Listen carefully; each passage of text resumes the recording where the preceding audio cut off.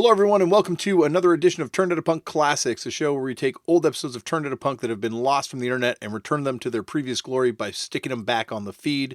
You can find this podcast on YouTube, TikTok, Instagram, Facebook, and all other forms of social media. Well, that's pretty much it. At Turned Out a Punk. You can find me on Twitter or Instagram at Left for Damian. I play in a band. More information can be found at fuckedup.cc. Now sit back, relax, and enjoy another TOAP classic. Nate, my friend, thank you so much for coming on the show today. And as I was literally just saying to you, this has been a long time kind of happening, I guess, because I've done this to you several times, punished you about the same topics I'm going to punish you about today. But for me, you are someone that I think even before I did this podcast, I've been wanting to have this conversation in some form of recorded way with. Like maybe I inspired the whole idea of the podcast. I kind of think you did. You know, I'm going to go ahead and take credit. I'll take credit for that. Well, you know what? I will let you take as much credit as you want to take for that, my friend. Because no, it's funny because like you know, and I'll get to the conversation in particular, I'm sure, in this episode, but there was this one conversation I had with you, and it was just from that moment that I'm like, oh, there should be some way for me to have this conversation with Nate on record. So now we will have it. Well, I'm happy we're doing it. Yeah. Awesome. Well, I'm excited to get to finally do this with you. And even today, in my research, I found out about Nate facts that even I was previously unaware of. So I cannot wait to get into your musical legacy, my friend. But I want to start it off the way I start them all off with this show, which is, how did you get into punk? The first time you ever heard it? Yeah. I was a bit scared of it when I was a kid. Mm-hmm. I was just starting to get into music around 12 or 13. And I went through a brief metal thing, you know, Blue Oyster Cult and Cheap Trick and the Scorpions, which is like 6 months. And then I segged into new wave at the time and was starting to get into, you know, Talking Heads and B-52s and things like that. And punk rock was this thing that was still kind of scary to me. I knew of it from like just news stories or things from when I was a kid. So it was still this thing out in the distance that older kids did that was off limits and kind of intimidating. But I got my hands on, and I didn't understand it because I'd heard a little bit of hardcore and it sounded like noise to me. Mm-hmm. I just didn't get it at all. And then I came across Damage, the Black Flag record. And was listening to it over at a friend's house and just had that epiphany moment where it all came together. I was like, oh, okay, so I see what's going on here. This is exciting. And it wasn't intimidating anymore. It didn't sound like noise. You know, like I locked into the idea of what hardcore could be, you know, like, oh, this is powerful and interesting and like rebellious. And, I'm hooked. What's next? And then I started to like maybe write some like punk band names on my peachy and take it to school when I was in 7th grade or whatever. And there was this older kid who I actually ended up joining Christ on a Crutch with, and he saw that and he's like, "Hey man, what's up? I see you're into this stuff. Me too. I just moved from Washington D.C. Do you want to come over after school and listen to some records?" And, you know, that day that I went over to his house, I heard Out of Step, Walk Among Us, a Necros album, Rock for Light, like all the heavyweight hardcore albums all in one day. And then from then on the next 10 years, I was in deep. Wow. So like when your friend had the Black Flag Damage record, where did he get that from? Do you know? Was there like a record store? Because you grew up in a place outside of Seattle, right? Richland or something? Yeah. It's a little town called Richland. It's a nuclear town. My dad's was, until he retired, a nuclear chemist. Okay. So yeah, it's a nuclear town out in the middle of nowhere, maybe like 25,000 people. So probably just at the record store. I forget the name of the record store we had in town, but there was like a little kind of, you know, off kilter record store that would carry those kind of things. And but it's probably my friend Chuck's older sister, I'm guessing, is where that album came from. And you said you wrote like a bunch of punk bands on your binder that day. Was it just names you kind of had picked up kind of, I guess, through osmosis at this point? Like, Or Yeah, I don't think I was reading Maximum Rock and Roll. You know, it was obviously yeah, pre-internet, so I don't yeah, think I had yeah, like a Maximum Rock and Roll yet. yeah. Maybe, you know, after listening to the Black Flag record, I grabbed a couple of other things, like the Hmm. Dead Kennedys, you know, like the usual suspects that you'd imagine that were around in a small town at that time. Hmm. Yeah, and that's probably all I had access to until the guy's name was Glenn. Yeah. That ended up singing for Crest on a Crutch and approached me that day. Yeah, those are probably all I had until Glenn came along. And so where, like, when you kind of were, you know, in, I guess prior to finding out about this stuff, when you kind of were scared of punk, were you aware that there was a little bit of a scene happening in Washington State at that point, or no? No, I wouldn't have been. I mean, the idea of a scene or Hmm. what, you know, the kind of hardcore subculture was, I had no idea. Yeah. That would take a couple of years to sort of understand, like, oh, this is where you go to see this music, and this is how it's consumed. This is what we do. Well, That took a couple more years. what was that jump then? Like, did Glenn kind of like be like, okay, I got to find the local scene and start bringing you to shows, or were there like, how did you guys make that jump to that next step? Well, there wasn't one, and nobody was really, you know. So we're maybe 14 at this point. Glenn's Wow. 15 or 16. Nobody's driving, so Yeah. we're stuck in the Tri-Cities at this point in time. So I'm trying to remember how it went down. So we we formed a band. It was my friend Jason Cobb, me, Eric Ockery, and Glenn Essery. You know, one of those garage bands you do when you're a kid that lasts like 4 months. You know, you make some stickers and don't even do a show. What was the band called? It's so embarrassing, and I feel bad even saying it in a public place because I've already been reprimanded by Glenn for saying it. I mentioned this name. This is a funny story. I mentioned this name in an interview years ago, and Glenn and I don't really keep in that close a touch anymore. But Yeah. it came back to him that I had said this publicly, and he said to a mutual friend, he's like, I don't understand why Nate felt he had to pad his resume with this. But all I'm going to say is it was, so we're like 14 and we get the idea that we're going to name our band Product of Rape. Whoa. I know it's horrible. I know, dude, it's so horrible. No, I'm so embarrassed by it. It was just like the most offensive thing we could possibly think about it. But how dark is that? You're a 14-year-old Yeah. living in in a nice house in the suburbs, you know, like my parents have jobs. We eat dinner together. Yeah. I like my sister's nice. You know, I like that we come up with that name. Wow. So where did that, was there like offensive punk? Like, were you into the farts by this point? Were you like, yo, we got to go Silly Killers for this? Well, okay. All right. So this is Glenn's influence. So, he had moved from Washington, D.C. Yeah. And, you know, that's obviously, a big urban city. And he knew all about what was the scene, that he knew what was happening in punk rock at the time. Mhm. You know, he's connected to Discord and was going to shows already. And so he had a little bit more of a like dark, acerbic sense of humor. And that's kind of where that came from. So did you guys play shows, or was it, as you say, just like a garage band type thing? That was just like a sticker. I think we only had like one real song. We would play Yeah. Louie Louie. Yeah. I remember. And then As you do as a punk band, I guess, right? Yeah, because it's like, you know, two chords. And then there was this kid, Sam, something, I forget his last name, but he was like, there was like this older, like a couple years older than us in high school, like group of punk rockers that kind of looked down on us. And we had a song like "I Hate Sam," whatever his name was. I forget now. That was like the one. I don't like that guy. I'm gonna fucking sing about it. That's what we knew. Did that older punk crew have a band that they were associated with, or were they like? They didn't do music. They just kind of, you know, and it was that older level of like English punk that they were into. Yeah. You know, so not even like the Exploited.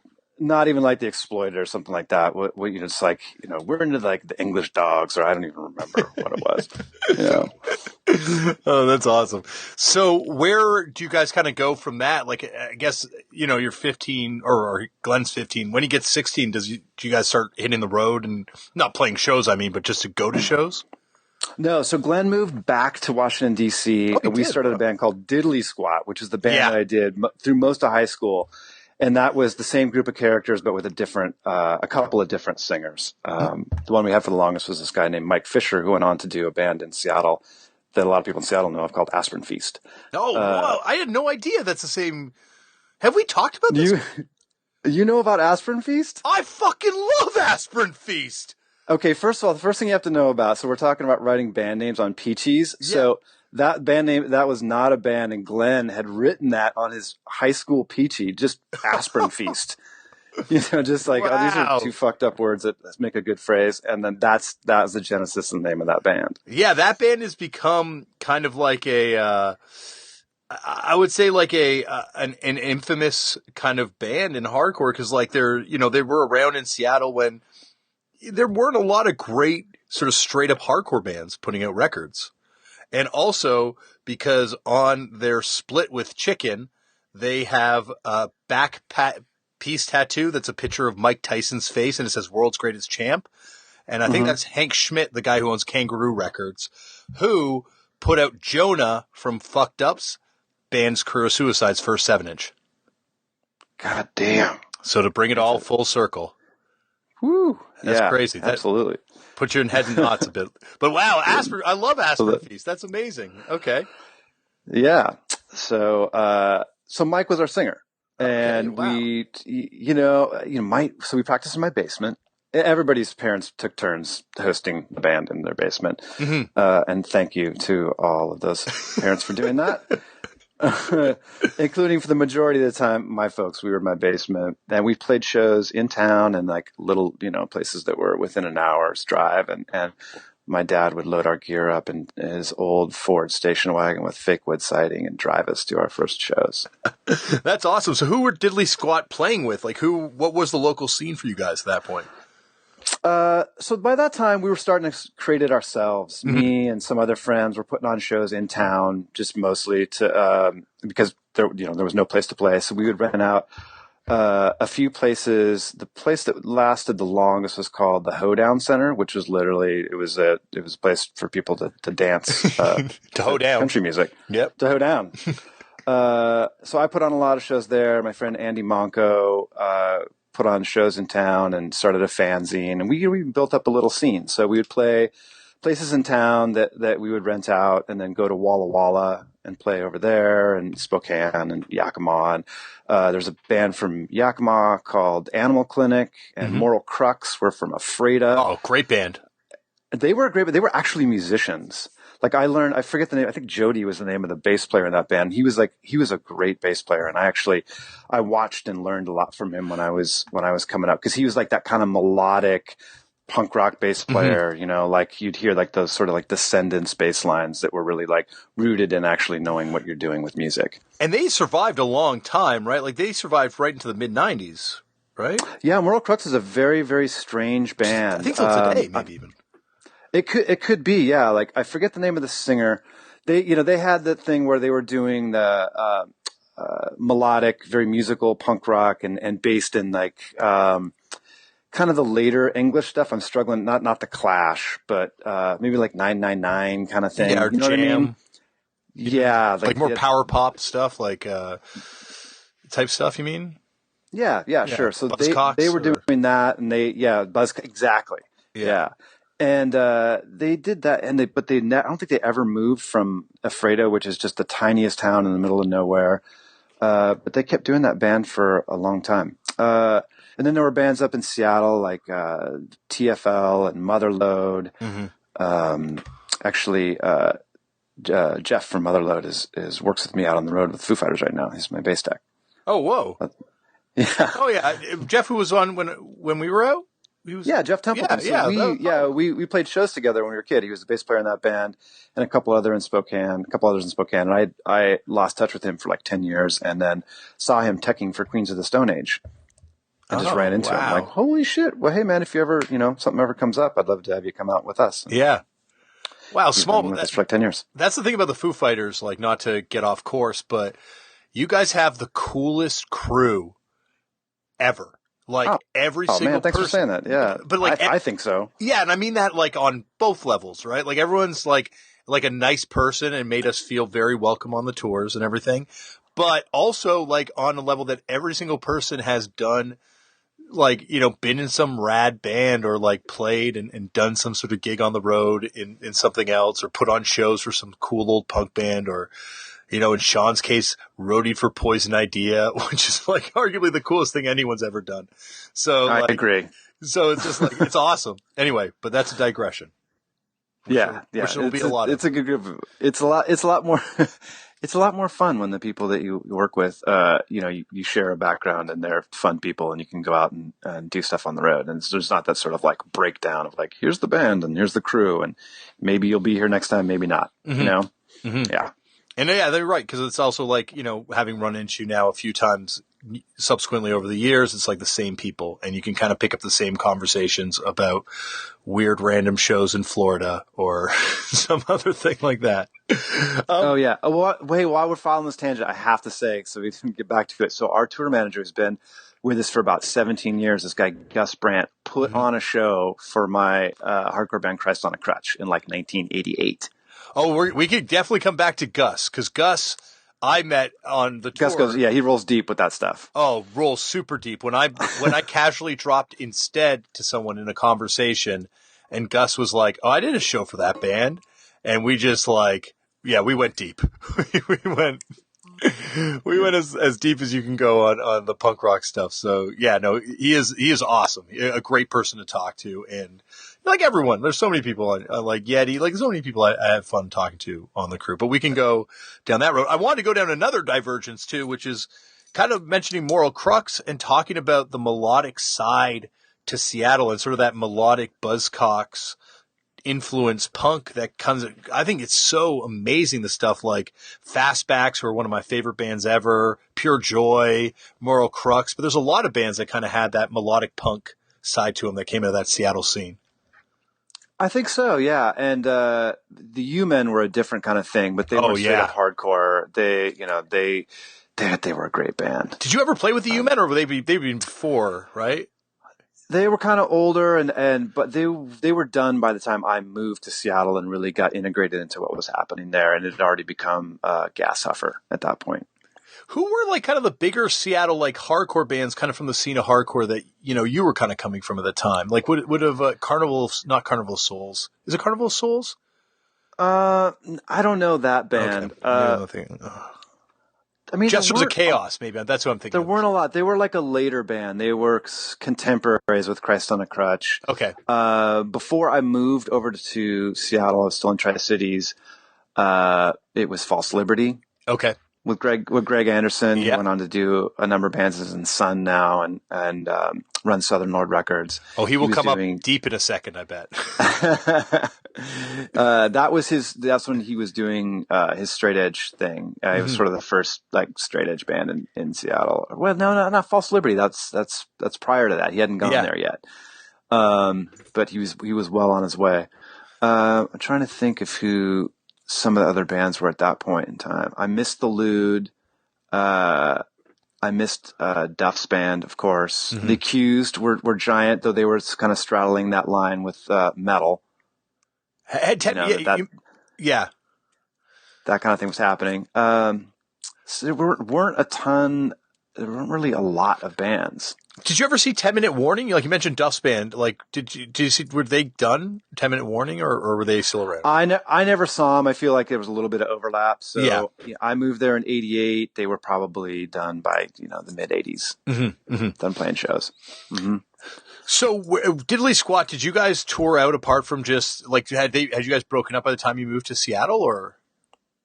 Yeah, we did. But while I was in high school, we did 2 U.S. tours, and I think maybe one down the West Coast. So I would spend all spring on the phone with my Maximum Rock and Roll open, or a photocopied page of contacts I'd gotten from some other band. Spend all spring booking a tour, and then we'd go out for about 5 weeks in the summer. Wow, and was that before the 7-inch had come out, or were you guys? Did you guys have a 7-inch out when you're touring? I think we probably did one without, which was nearly impossible to do. Holy shit. Yeah, like every third show would actually go through, and then and then the road was paved once we got our 7-inch. Exactly. And then we were on our way. So what was your first recording with Diddley Squat? Was there like a demo tape? You must have had a demo to tour with. Yeah, we had a demo. It was called Peroxide in the Scablands. Awesome. And it was a tape, and we recorded it up in Spokane, which is a town like 2 hours north of where we lived. And then the 7-inch, I think we drove my van up to Seattle, and I'm forgetting the name of the studio, but it was kind of an institution in Seattle for a long time, and we recorded a 7-inch there. It wasn't like Jack and Dino's one, right, or anything? It wasn't in Dino's, but it was another one that did a lot of bands that were sort of like the bands people did before they did their Jack and Dino band. Oh, you know what I mean? I'm cheating now. It's the production group. I called up Discogs to check. Ah, okay. The production group. Yeah, I've heard of that studio. Absolutely. That's like a well-known kind of like room, I think. Was there, like with Diddley Squat, the record came out though on a Canadian label, right?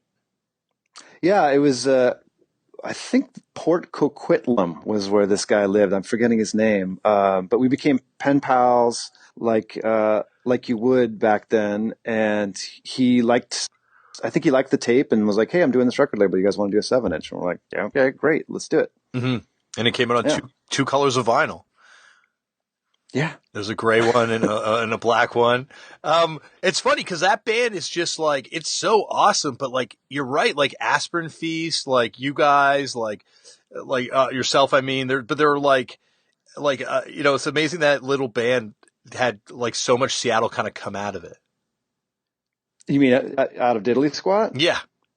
At least from my perspective, Seattle hardcore, I should say. Well, okay, so let's see. So we hadn't mentioned the drummer, Eric Ockery, who went on to be in Tree People, which was not really a hardcore band, but a significant band. One of the big band for Seattle, and kind of one of the earlier, like what you might call indie rock bands, But they definitely came out of that scene. Mike went on to do Aspirin Feast, and then I did a bunch of punk bands. So there's quite a bit that came out of that. Well, speaking of quite a bit that comes out of that, Nate, I don't know if we're ready to move on from Diddley Squat. Actually, no, I do. Before we move on from Diddley Squat, one of the things that I've read about that's come up is the fact that Diddley Squat played with Scream, right? Yeah, that was a show I set up at a friend of mine's parents' warehouse space. We played in this kind of concrete warehouse. It was Diddley Squat, Scream, and probably another band, but I'm forgetting who that is right now. So did you meet Dave at that show, or he was in the band, right, at that point? Or yeah, he was. He was drumming then. More like a handshake kind of thing. I don't remember us going out and doing anything afterwards, or the band staying at my house, which a lot of bands did at that time. Yeah. Oh, and also you talked about Greg Anderson earlier. Were you friends with Greg by this point too?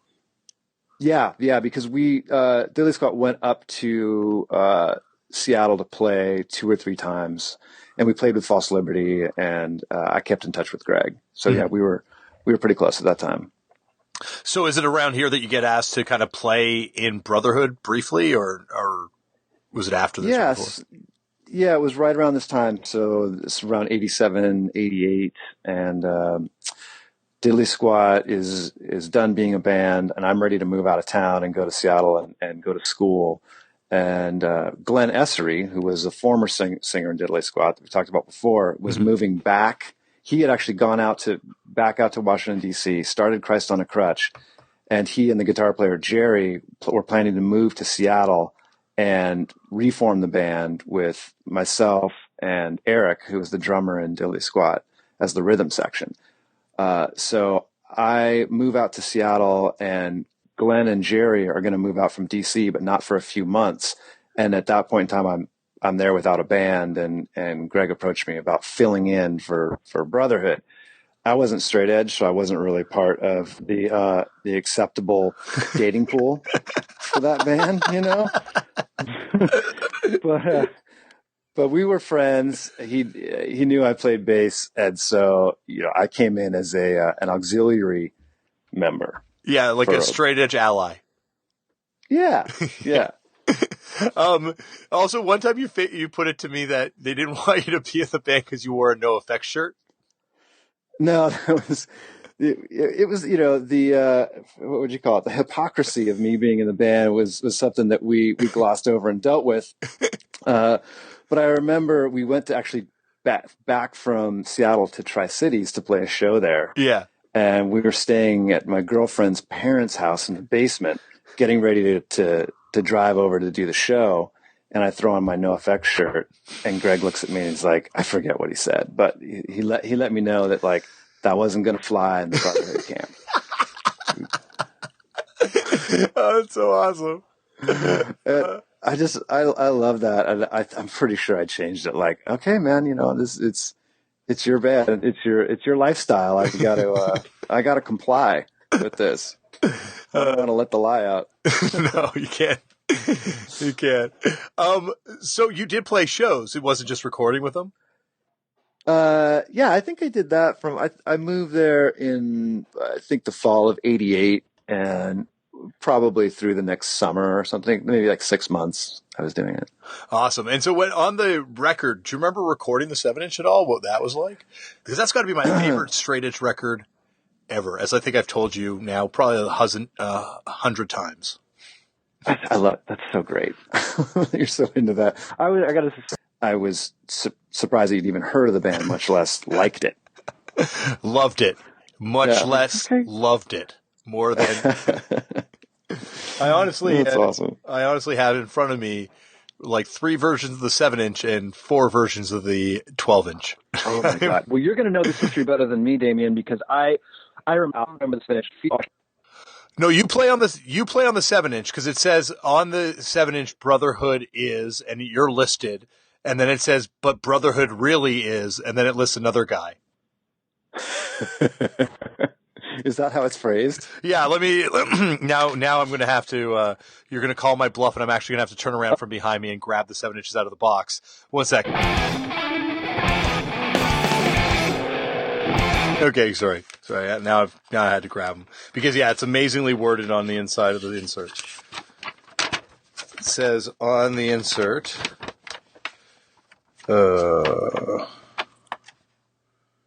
Brotherhood was at the time of this recording, and it's like Vic, Greg, Nate, Ron. Brotherhood is now Ron, Chris, Vic, Greg. So yeah. Oh wow. Okay. Chris took your place.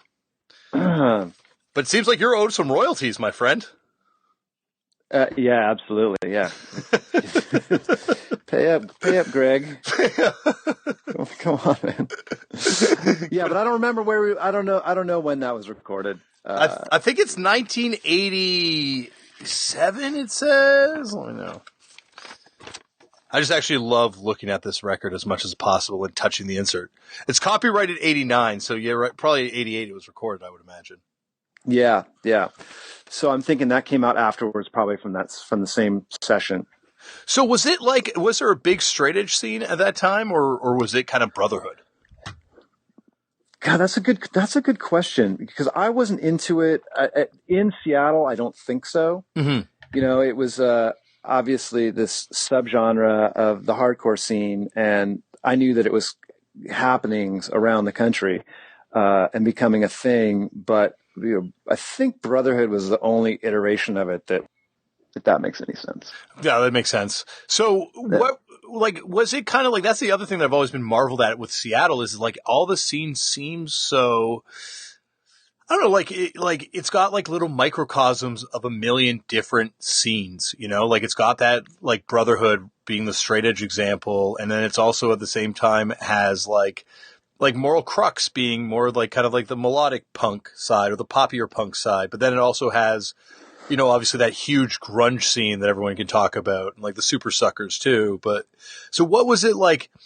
Was there a lot of interaction between these scenes? Like obviously a bit between like sort of the punk scene and the straight edge scene and the hardcore scene and the straight edge scene and the melodic punk scene. But like would you guys interact at all with the grunge scene or no? No, because those people that were involved in the beginnings of that were a little bit older than we were, and there was that delineation between bands that played in bars and all ages shows. Mm-hmm. So I didn't see any of those shows, and I didn't know any of those people. Yeah. We were making music, and we were roughly the same age and the same time period in a relatively small town, but there was no overlap between that, like the, Mookie Blaylock kind of skin yard thing that was happening, and then what we were doing, like worlds apart. Would you guys ever interact with, like, not interact, would you ever go to any of those shows? Like, were there any of those bands that, like, spoke to you as, like, a young hardcore kid, or no? No, and I remember the moment it started to get popular, in 1990 or something like that. And, I was one of those hardcore kids that shut out everything else. Mm-hmm. I was really, militant isn't the right word, but I was, strongly ideologically bound to the idea of hardcore music being what you listen to. Like, this is what we do. Everything else is inferior. Mm-hmm. So I had that kind of bias going into it. But I remember listening to Bleach, driving through Seattle. Somebody put on Bleach, and like reluctantly having to admit, like, you know what, this is a fucking good album. It's funny because, like, sorry, go on. I was just like, that's as close as I could get. But actually, Nirvana was more. They were kind of a different band. Like, I saw them play a couple of times.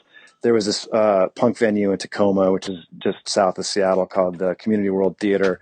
And I remember opening the doors and looking in, and there's like maybe 100 people there, and seeing Nirvana and knowing, like, oh, this is one of those bands that's part of that scene where people want to sound like kind of a roughed up version of Led Zeppelin. That's what I remember thinking at the time. Like, these are bands that want to, like, have their own kind of, like, aesthetic and just do, like, but basically be playing Led Zeppelin. And I remember poking my head in it because I was disinterested in the band and looking at it and going, like, oh, this is okay. This is all right. And then closing the door and going and talking to my friends about, the new Offenders record or something. It's funny because I think Nico Case, when she was on the show, talked about being at that same Nirvana show that you talked about just now. Or maybe there's multiple no kidding. at that venue. But, like, yeah, she grew up. That's her scene.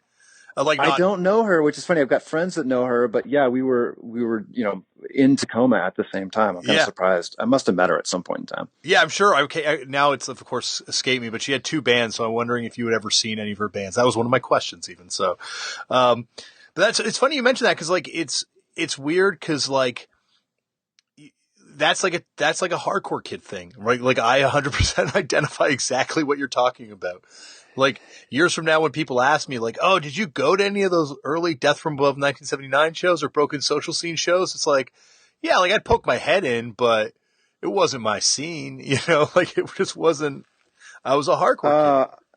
Well, that's the funny thing about it, and it's a well-known problem with that, that scene is that it's all about open-mindedness, and there was really so much close-mindedness. Yeah, like, I think, we were kids, it's like you've got, like, this is my identity. Fuck you. Yeah. This is what we do. There's safety and identity when you're young. Yeah, totally. And it was fun to have that kind of, that cultural straitjacket on in a way. But obviously it's something that, you had to move through. Yeah. Yeah, absolutely. It's also funny because, like, I remember there's a fanzine called Boiling Point Fanzine that was put out in New Jersey, kind of like, late 80s into the early 90s. And there's, like, one issue where it suddenly becomes from being like a straight hardcore fanzine. I think they even have a Brotherhood, definitely reviews of Brotherhood stuff, but maybe even like an interview with Brotherhood in one of the issues. But there's a point where it becomes like a grunge fanzine. There's like one issue where it's like, this is now a grunge fanzine. And it goes for, I think, another 2 issues after that. And, like, it publishes the letters. And was Grunt Truck on the cover of that one? I can't remember. That would have been perfect, to exemplify the change. Exactly. Grunt Truck, or what was it? Junkyard? Was that the other one that was like someone else's one? Oh, that was kind of a grunge band that turned into a metal band, or that turned into a grunge band. I guess it went the other way. Yeah, that sounds about right. But it definitely has that kind of, like, total vibe of, like, bumming out the hardcore kids. And it publishes the letters in the next issue of just people being so pissed. Like, fuck you! Like, how dare you? Change! Oh, no. God damn it! But that shit's real when you're young. Yeah. Yeah, absolutely. So that, blinded me to all that stuff that was happening. I was just not a part of it. Hey everyone, for the past few months, Factor has been sponsoring Turned Out a Punk, which has been amazing because in addition to helping me bring this podcast to you each and every time, it has also meant that I have had delicious, ready-to-eat meals waiting in our refrigerator. So for myself, when I'm hungry, I don't have to worry about what I'm going to cook myself. There's a ready-to-eat vegan meal for me. And for when my kids are hungry and they are eating anything but vegan, there's a meal ready for them too, because each week there are 35 ready-to-eat meals ranging in all sorts of diets, from vegan to non-vegan to keto to veggie to calorie smart, ready, prepared, and delivered right to your door. And these chef-crafted, dietitian-approved meals are ready in just 2 minutes. And you're saving money compared to takeout, and you can adjust how many meals you want, from 6 to 18 delivered to your door every week. Plus, there are an additional 55 add-ons, from smoothies to snacks, so you can have breakfast, midday bites, and all sorts of other things. So why not give these heat and ready-to-eat, no-fuss, dietitian-approved, chef-crafted Factor meals a try? Head on over to factormeals.com/TOAP50 and use the code TOAP50 to get 50% off. That code is TOAP50 at factormeals.com/TOAP50 to get 50% off. And thank you to Factor for supporting this show and feeding me and the kids. What about the Melvins, though? Were they a band that kind of felt like part of both scenes, or no? Were they definitely placed in the other camp? Well, to get back to your earlier question, which I didn't really answer, Seattle, which is about like bands hanging out together that played different styles of music. It was a small enough town, and there were, a small enough number of bands where, there's a lot of crossover. There'd be a Fugazi show, and, the guys from Melvins would be there, and the Tree People, maybe Moral Crux, and the Jesters of Chaos, and you name it. Like, everybody's going to go to the Fugazi show because it's just a small town. It's not like there's another show on the other side of town that's going to, draw your attention.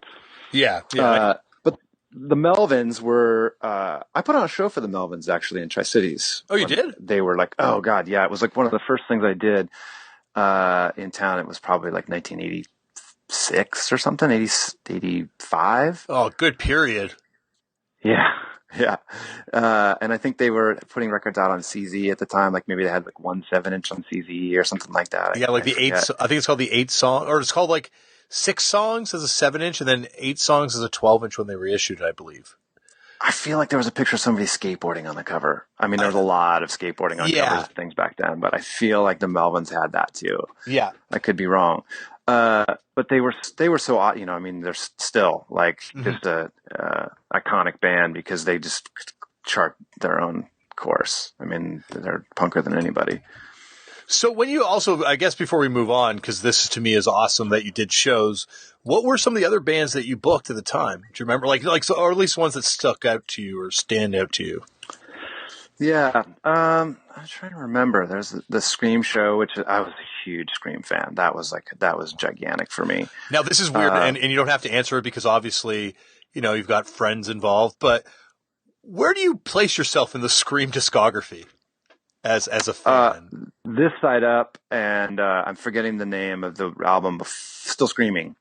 Yeah, Still Screaming. Okay, those were my records. And then when they, because they could play and write songs, and all that kind of thing. So they, they made that leap and tried to, they got on that reggae label and tried to be sort of a more commercially successful band, which is just like the hints of that were starting to happen in the late 90s, like the hardcore punk bands that could play and had more ambition were trying to figure out a way to, make more of their bands than just play like kids' garages, right? Yeah. And I don't blame those tried to make that at all. I don't like now having been one of those bands. I do not blame those bands at all. Like you do what you do as a band. Like you make your music and it comes out the way it's going to come out, and you can't force it. As much as I wish Scream had made Still Screaming 8 times, like it's like I don't really want that in reality.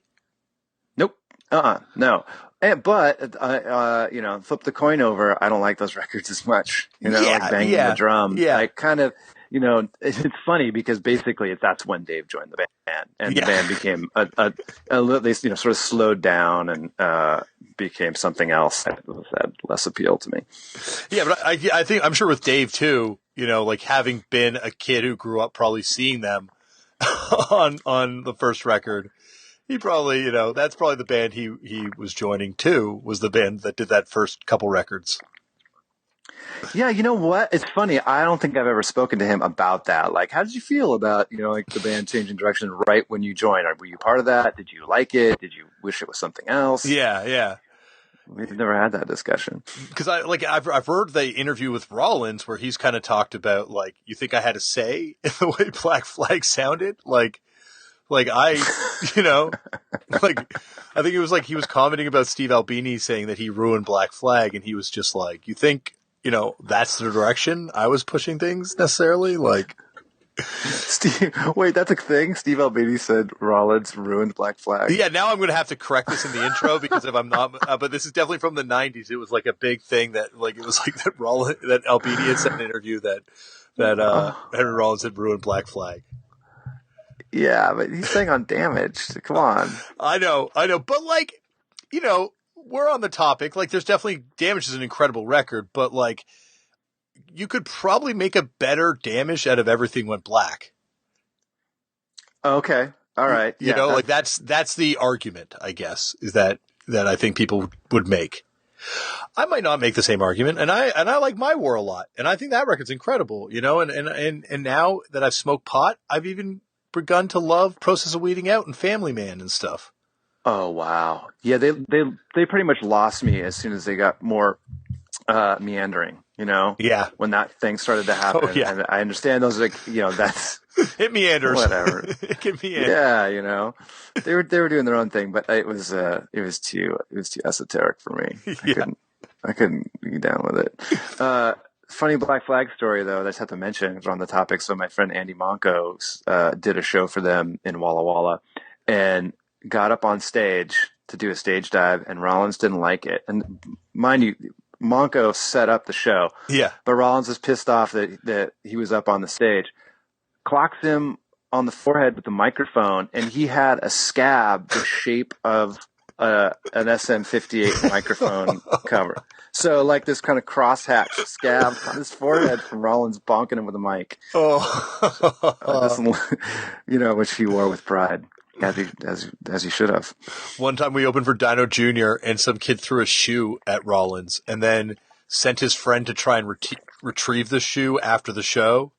And I think if Rollins had had a microphone in his hand at that point, that kid might have had a scab on his head. The same shape.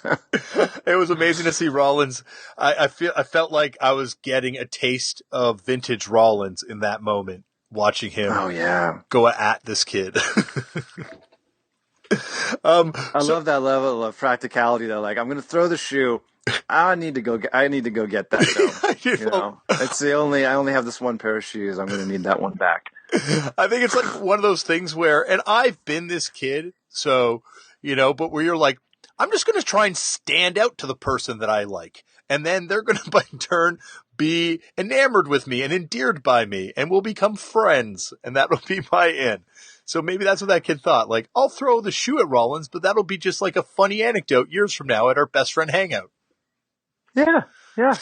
But didn't go down that way, though. Did not go down that way. But Rollins did offer to put the friend on the guest list the next night, but I don't think it was for a hangout. I think it was to give him a cross-hatched head adornment. Probably. So back to the topic before I derailed you. Were there any other shows that you kind of remember other than the Scream one that were like, and of course the Melvins one that you were like, I remember cool band. This band called Adrenaline Overdose. And this was really early on. And, this is so to back up a little bit, that band Diddley Squat, we started out playing punk rock covers. We didn't, like you do, like we're just trying to ape.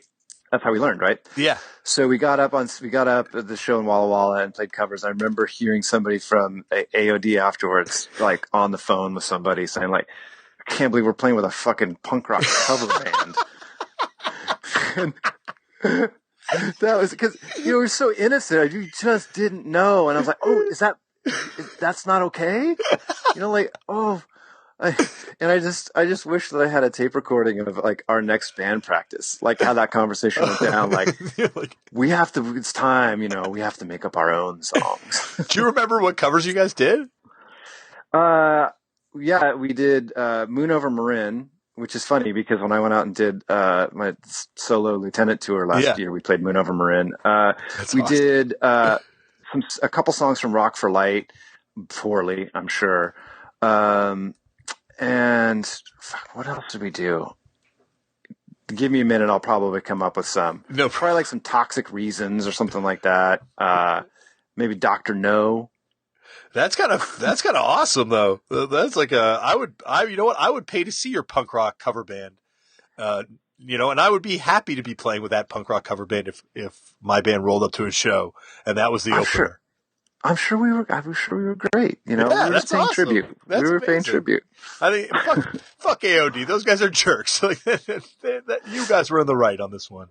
I thought you were going to say like you guys were doing like, you know, a Clash set or the Sex Pistols set, but you're digging deep. Oh no, they were. It was hardcore. It was hardcore songs. Yeah, that's totally respectable.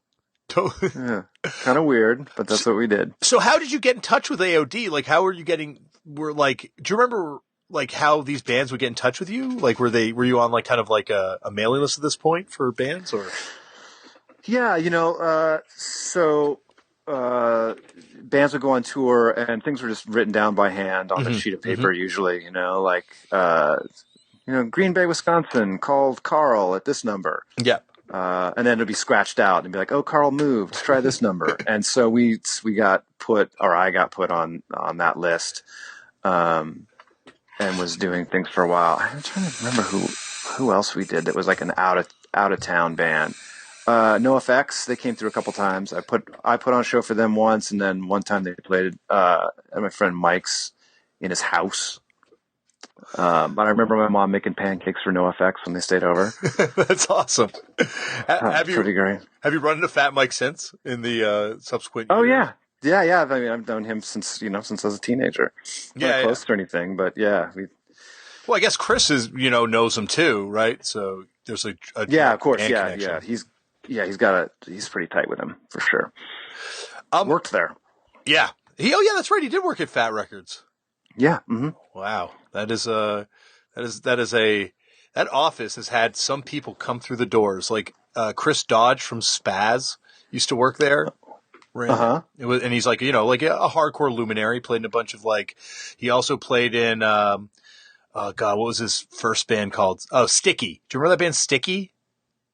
I don't remember Sticky now. Anyway, and then but also the guy that ran Skeen Records, who put out the first Green Day 7-inch, or one of the early Green Day 7-inches, also used to work there too. So a lot of people have come through Fat, making a paycheck at different times. Yeah. So after, I guess Glenn gets back. This has been a long digression. Sorry about that. Glenn gets back to Seattle. Did you guys kind of form Christ on a Crutch immediately? And did you just quit Brotherhood, or did your time just kind of naturally come to an end there? I think it was more because the band kept on going. But the idea was always for me to go. So it's like, I'm going to do Christ on a Crutch rehearsal. So I'm done. Mm-hmm. And they got actually another guy to replace me who I grew up with in that tiny little town in Eastern Washington. Oh, Chris, the guy, Chris, or whatever his name is? Chris, yeah. He lived like 2 miles from me when he grew up. We skateboarded together, and he replaced me in that band.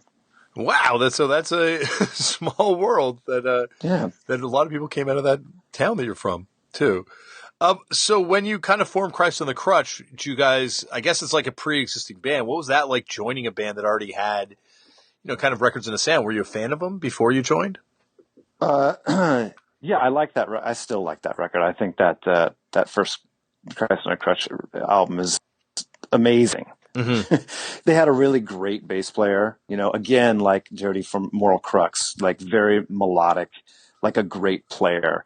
And Jerry, the guitar player, is really more of like a blues guitar player. So that album is kind of funny because it's not a hardcore album. It's more like an old fashioned punk rock record from the 70s, where it's like rock and roll, but with just a different attitude.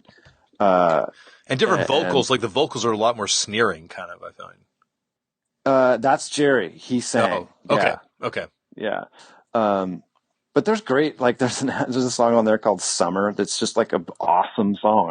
I think it would hold up today. So I definitely was a fan, and I was really kind of surprised because when they moved over to the West Coast, we played some of those songs, but the band totally changed and just became a hardcore band. Like, how often does that happen?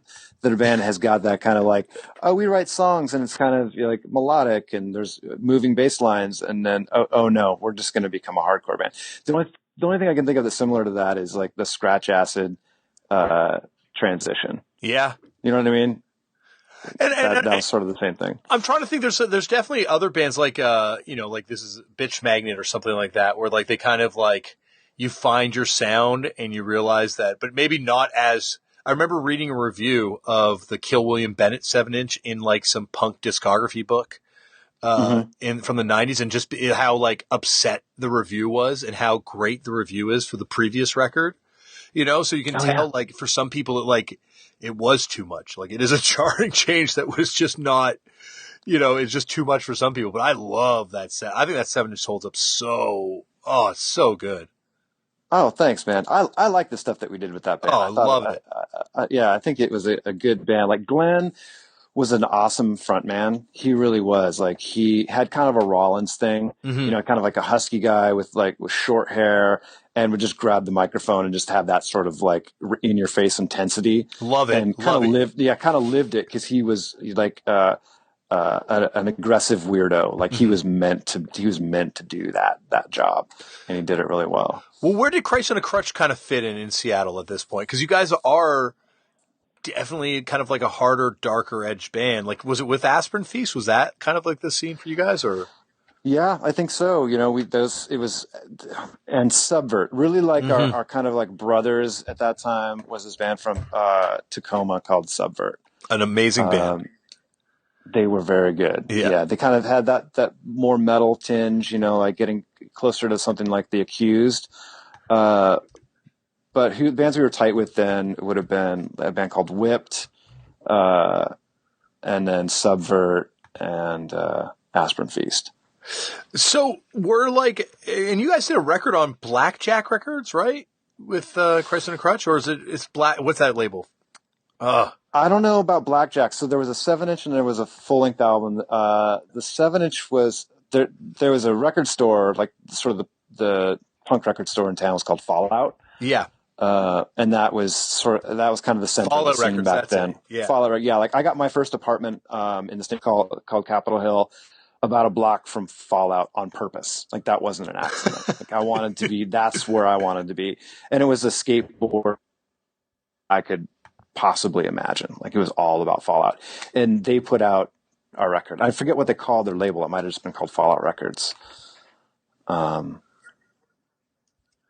I think it was called Fallout Records, but they also did they do the Gas Huffer first 7-inch or something, I believe, or? Probably, yeah, because Tom worked there for a long time, the guitar player in U-Men and Gas Huffer. Okay, so was there more of a tangible link with Christ on a Crutch, I guess is what I'm trying to awkwardly drive at, with kind of that more kind of prominent Seattle sound, or I guess popular prominent Seattle sound? Like I guess I kind of, U-Men and Gas Huffer, I kind of see being more close to that grunge world.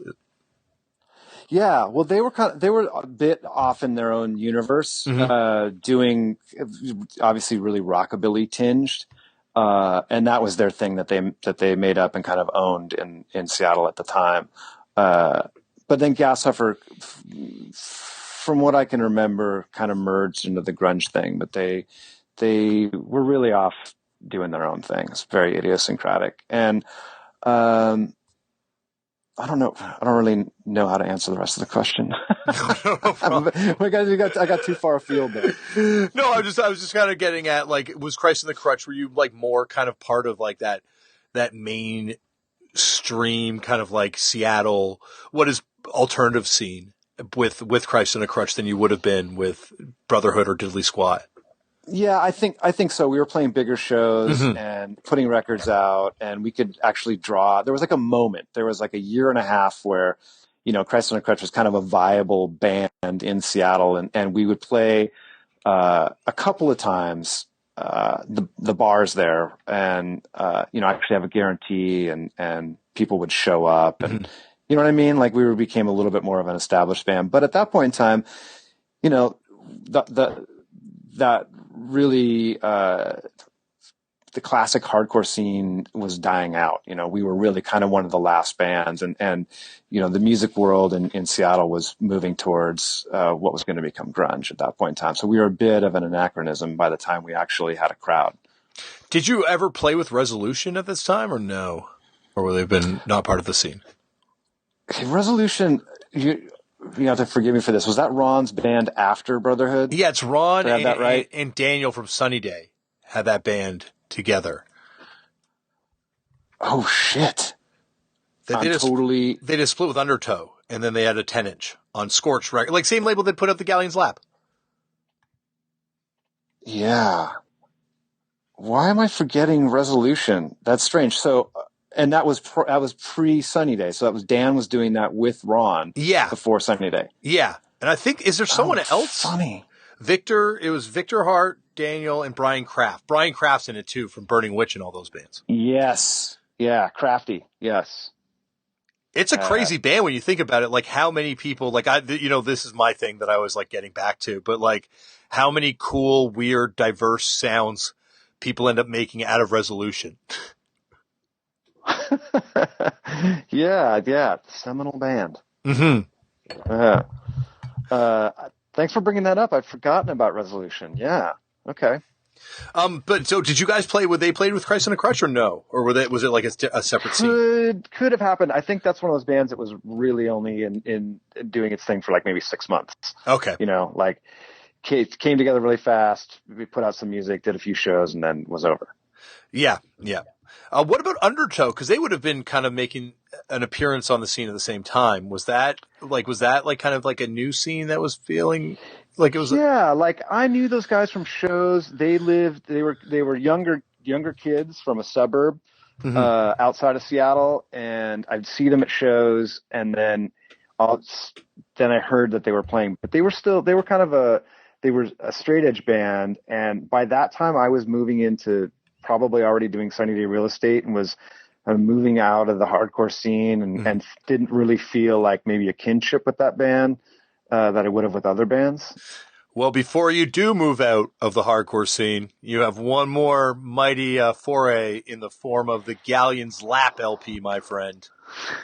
Your knowledge is so deep. I'm constantly surprised. Love Galleon's Lap. I love that LP. That was in the height of my eBay addiction. I bought that record. Like that was a one that I quested a long time to find. It's a really, has it been reissued? It must have been by now. No, you would know. I'm going to take a piss break. Okay, yeah, please. One sec. All right, thanks, Damian. No, thank you. See, I bet you didn't think it was going to get this nerdy. We're in deep, yeah. We're in deep. This is great. Galleon's Lap. Has it been reissued at this point? I don't think so. And the original, it doesn't even have a proper cover. It's just paper, right? Well, I think you're giving a hallmark of the era improper credit. Yes, it has what we'd like to call the manila envelope cover. Yeah, which is great. Yeah, straight manila envelope. It definitely. I think it'd be fitting of the sound, and it's a very early record to kind of use that aesthetic.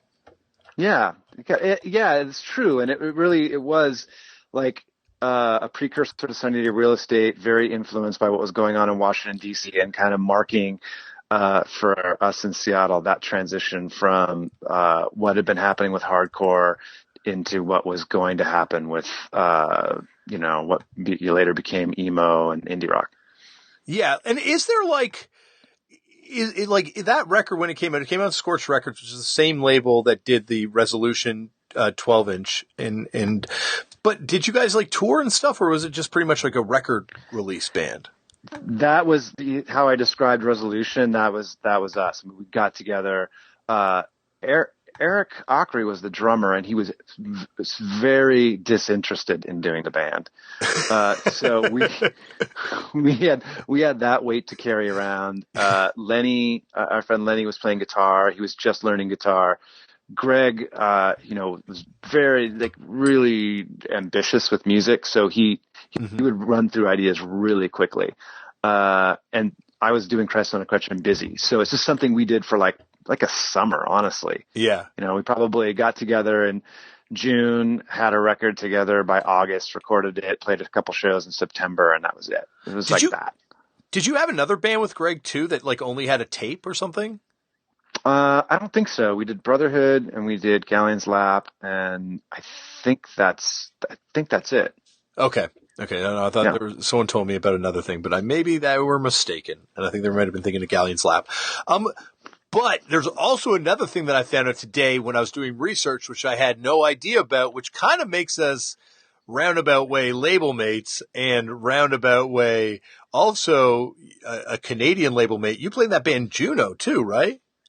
I just played on a couple songs. They didn't have a bass player, and they to do their record, they had a couple of friends play bass on songs. Yeah. Oh, okay. I was going to say because they were on J Tree Records and also on Magwheel Records.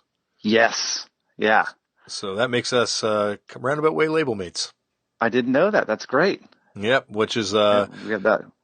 Well, bond. That's good. Yeah, exactly. We have that bond until comes the time, of course, till Fucked Up finally gets to put out a record on Skate Edge Records. But we're hoping for that. I hope that day comes. I'll ask Rich if we can do that one day. So, so at that point with Galleon's Lap kind of done and things like that, did Sunny Day Real Estate form right away or?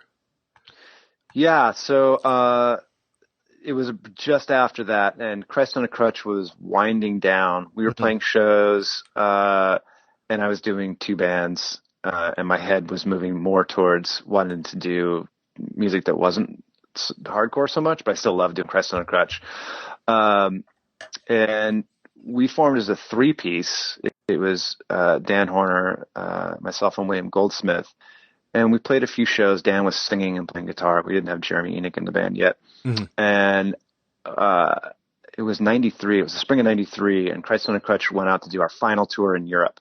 We were all friends, and we just kind of realized that our interests were diverging, and we were like, okay, let's go to Europe, and then we'll be done as a band. And while I was over there, I remember it was in Prague, the band wanted to keep going because we were really enthusiastic about doing it.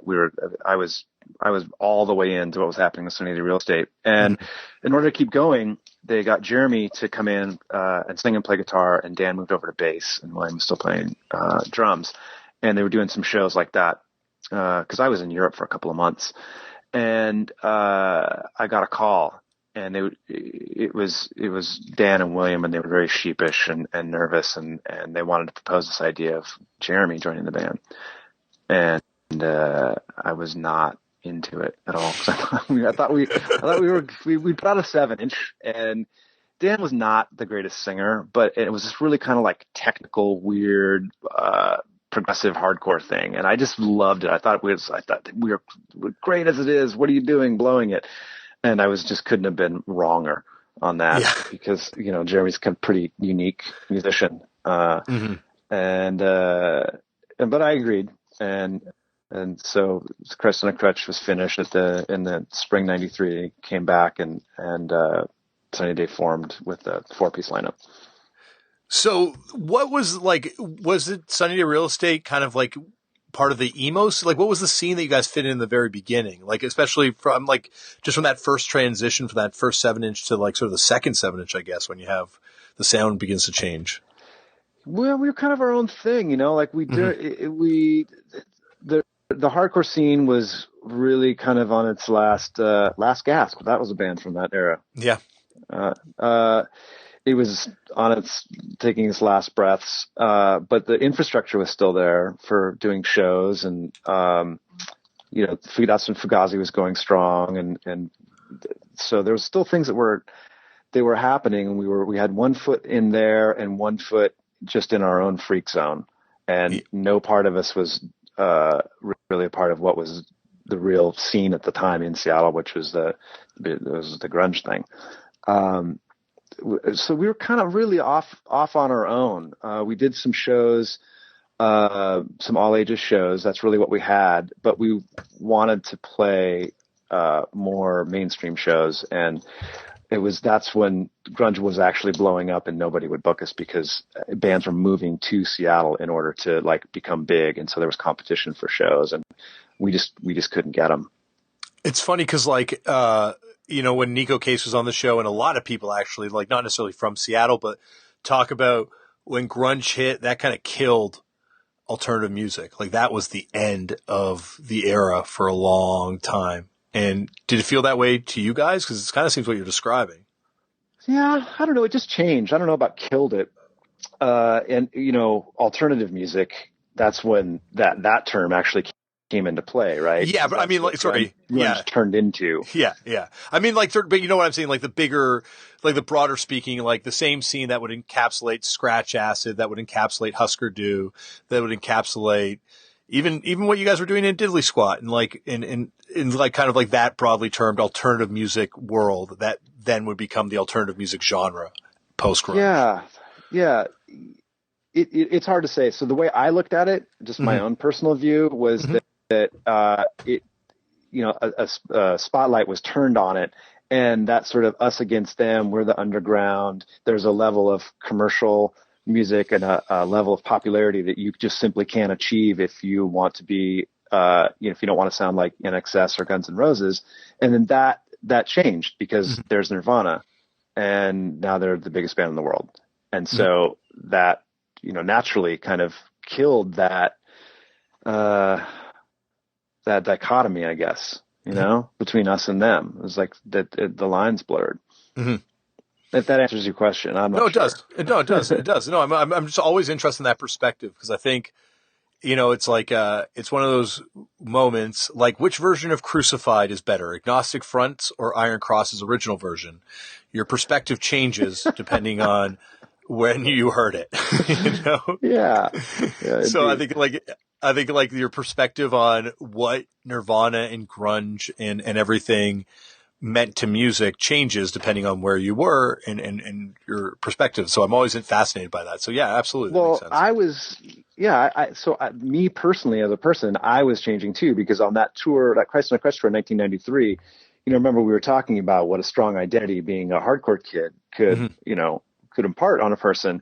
And that was my identity. And then I'm getting a little bit older. I'm interested in different kinds of music. I'm graduating from college, and I go over and play a bunch of squats in Europe for 2 months, sleeping on sleeping bags on the floor. And I'm really seeing what it's like to be like an older person that's still part of this sort of hardcore underground culture. And it's not very appealing to me. Yeah. I realize that, like, oh, okay, my sensibilities are probably somewhere else, and it was a big mind fuck for me, really, to go through that. Like, oh no, I have to invent something new. And it worked out fine because I came home and I was doing a different kind of music, and my life sort of naturally moved on. But it was a bit of a shock to be like, maybe I'm not so counterculture. Mm-hmm. Yeah, but like, it's funny, like, obviously, like, you had that change in your beliefs and things like that at that point. But I don't know, I find, like all you guys are kind of like cursed by the punk bug in the Foo Fighters, like, just like my interactions with you guys, it's kind of like, I don't know, it never really goes away in some way. Like, always kind of talk to the person about like some random obscure ass band or some like totally relatable facet of DIY shows that everyone can kind of relate to. Oh yeah, it's definitely a part of my history that I love. You know, it was so much fun, and it's part of who I am.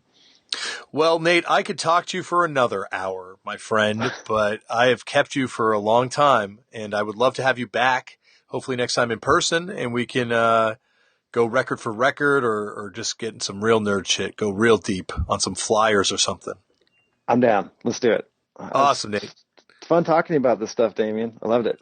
I tell you, this is like, I feel like this was good because like, even though I have, as I say, made you talk about some of this stuff several times over the years, I think in this kind of concentrated format, I was able to go places I didn't go prior.